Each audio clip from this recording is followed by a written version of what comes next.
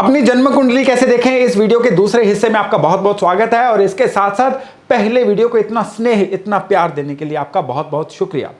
जैसा कि पिछले वीडियो में हमने बात की थी कि जन्म कुंडली में 12 भाव होते हैं, 12 बॉक्सेस होते हैं, 12 घर होते हैं जो, और हर घर जो है ना आपके जीवन के किसी ना किसी एक एट्रीब्यूट को, जीवन के किसी ना किसी एक डोमेन को इंडिकेट करता है। जैसे कि दूसरा घर आपके जुड़े हुए धन को, और 11वां घर आपके कमाने की क्षमता को इंडिकेट करता है।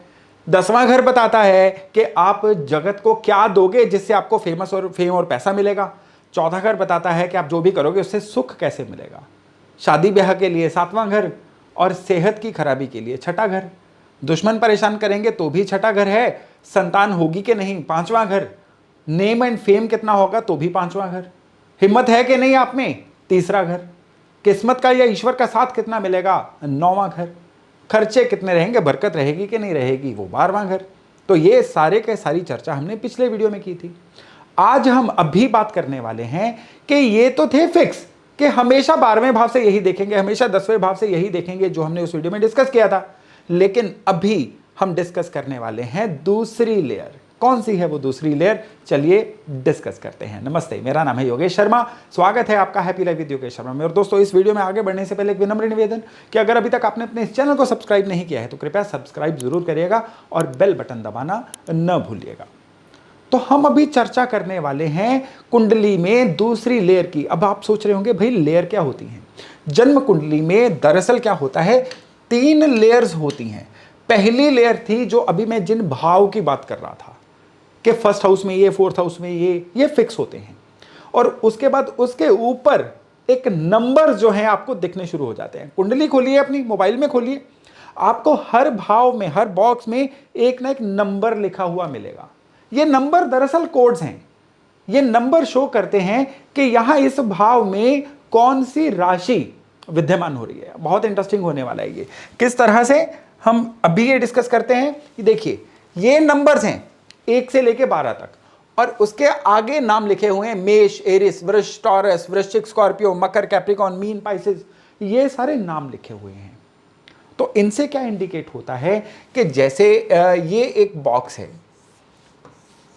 ये आपका बर्थ चार्ट है जो आपको मोबाइल में भी मिल जाएगा आपने। इस तरह से ये जो पक्के हैं ये आपके हाउसेस हैं जिनकी हमने अभी चर्चा की थी।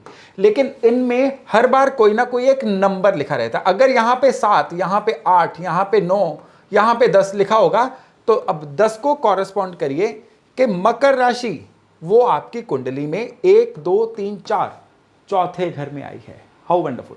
यानी यहां पे नंबर जो मर्जी लिखा रहे, ये घर हमेशा फर्स्ट हाउस ही रहेगा।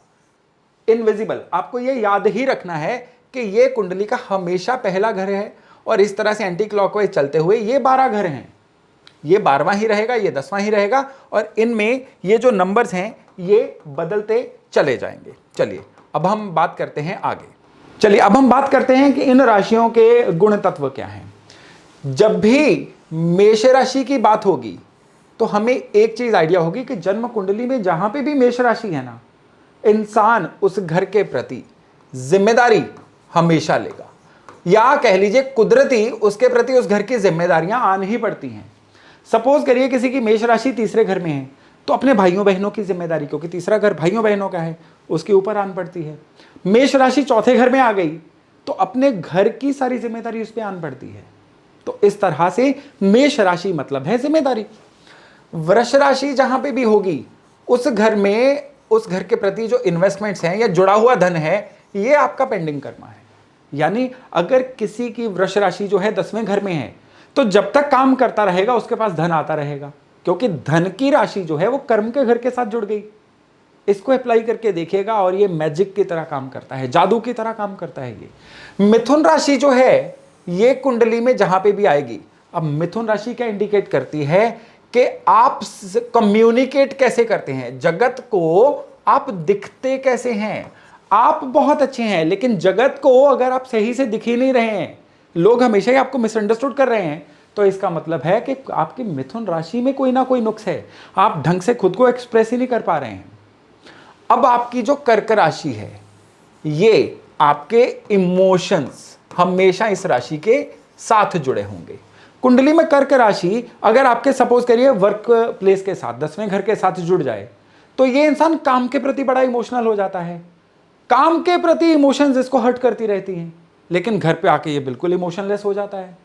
कर्क राशि अगर इसकी दुश्मनों के घर में छठे घर में आ जाए तो ये दुश्मनी भी बड़ी इमोशंस के साथ करता है, हर बात को दिल पे लेता है और उसकी वजह से लड़ाइयां तक हो जाती हैं। इसको कभी भी आजमा के देखिएगा। अब सिंह राशि, ये कुंडली में जहां पे भी आएगी, ये सिंह राशि लर्निंग की कारक है, सिखाती है आपको। कुंडली में जहां पे भी सिंह राशि होगी ना, उस घर की लर्निंग ले लीजिए, जीवन में बड़ी काम आएगी। अगर सिंह राशि आपके सेकंड हाउस में आती है, सेकंड हाउस जुड़े हुए धन का है, तो इन्वेस्टमेंट कंसल्टेंट बन जाइए, उससे चीजें सीखिए, उसके प्रति चीजें सीखिए, जीवन बन जाएगा। तीसरे घर में सिंह राशि है तो कम्युनिकेशन स्किल सीखिए, जिंदगी बन जाएगी। 12वें घर में सिंह राशि है तो फॉरेन ट्रेवल्स, स्टूडेंट ट्रेवल्स, विदेश यात्रा, इमिग्रेशन कंसल्टेंट, ऐसी स्किल सीखिए, बात बन जाएगी। कन्या राशि, ये आपकी जन्म कुंडली में पेंडिंग कर्मास को शो करती है। जहां पे भी होगे ना, उस घर के प्रति आपके पेंडिंग कर्मास जुड़े हुए हैं। अगर आपकी जो कन्या राशि है ये सपोज करिए 7th हाउस में आ जाए तो इसका मतलब है आपके पेंडिंग कर्मा जीवन साथी से जुड़े हुए हैं। शादी के बाद कुछ ऐसे घटनाक्रम होंगे कि आपको पता चलेगा ये तो पेंडिंग कर्मास क्लियर करने के लिए कुदरत ने ये अरेंजमेंट किया था। हर घर के प्रति पेंडिंग कर्मास का अलग से वीडियो है, कब मैं लिंक शेयर कर दूंगा, आप उसको भी देख सकते हैं। अब तुला राशि जो है जीवन साथी की तो राशि है ही है, ये बैलेंस रखने की राशि है। जहां पे भी जन्म कुंडली में तुला राशि होगी, उस घर के एट्रीब्यूट को इंसान हमेशा सारी एनर्जी लगा के उसी को बैलेंस ही करता रहेगा। सपोज करिए कि किसी की तुला राशि जो है चौथे घर में आ गई। अब चौथा घर सुख स्थान तो है, मैंने पिछले वीडियो में बताया था कि चौथा घर जो है वो इंसान के अपने घर का भी है, उसके प्लेस ऑफ रेजिडेंस का भी है। तो वो इंसान जो है अपने जो घरेलू मैटर्स है ना, उनको सारी दुनिया के सामने बैलेंस ही करता फिरेगा। कभी भी खुल के ना अपनी बात कह पाएगा, ना ही अपनी चीजों को कभी भी जजमेंटल हो पाएगा। हमेशा चीजों को बैलेंस करने में उसकी ऊर्जा निकलती चली जाएगी। अब अगर वृश्चिक की बात करें तो वृश्चिक जो है ये है डीप स्टडी।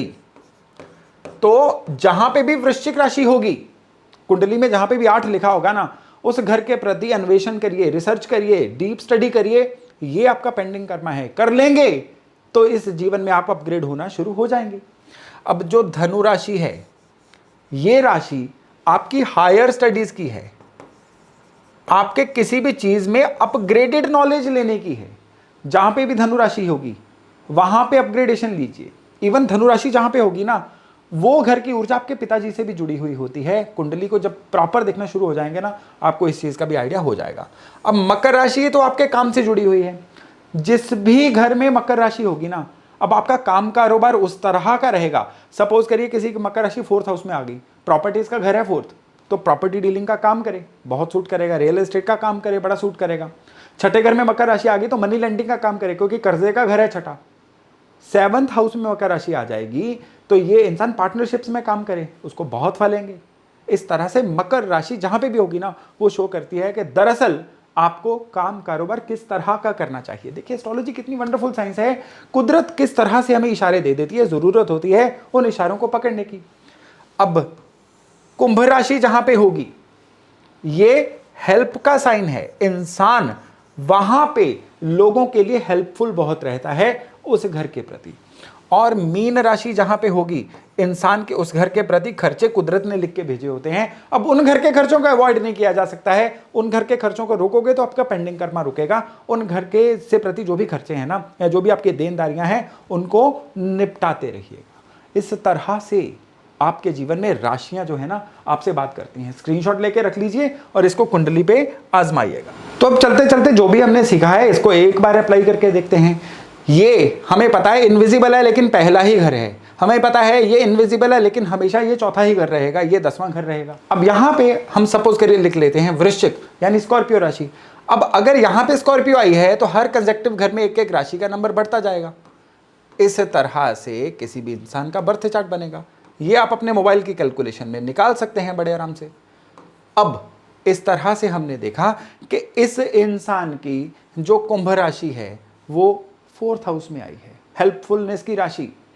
अपने फैमिली के प्रति जब तक ये इंसान हेल्पफुल नहीं रहेगा, जीवन में कभी सुख नहीं ले पाएगा। अपने लर्निंग की राशि आ गई काम कारोबार के घर में। अपने काम कारोबार में जब तक काम की चीजें नहीं सीखेगा, पिछली पढ़ी हुई विद्या कभी काम नहीं आएगी, जीवन में तरक्की नहीं मिल पाएगी। एक बार काम में आ जाए तो काम में तरक्की कैसे लेनी है उसकी सर्टिफिकेशंस करे, उसके कोर्स करे, फिर देखिएगा कुदरत इसको किस तरह से इनाम देती है। अगर हम देख रहे हैं कि इनकी मेष राशि ये आ गई है छठे घर में, अब इसको अपनी हर दुश्मनी की, हर कंपटीशन की जिम्मेदारी खुद पे लेनी होगी। क्यों? क्योंकि कंपटीशंस के घर में या शत्रुओं के घर में जिम्मेदारी की राशि आ गई है। ये किसी और पे अपनी शत्रुता डालेगा कि आपकी वजह से ये दिक्कत हुई है, तो इसकी शत्रुताएं बढ़ती रहेंगी, जीवन में कर्जा और पेन भी बढ़ती रहेगी। यानी कर्जे के लिए, दुश्मनियों के लिए ये इंसान खुद जिम्मेदार है।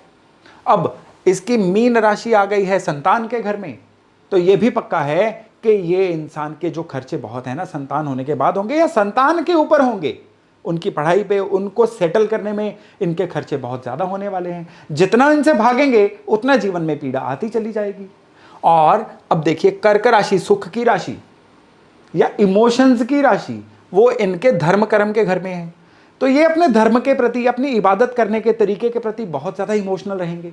उसको चैलेंज आएगा तो ये झट से एकदम से इमोशनल हो जाएंगे, अपने ईष्ट को लेके ये बड़े इमोशनल रहेंगे।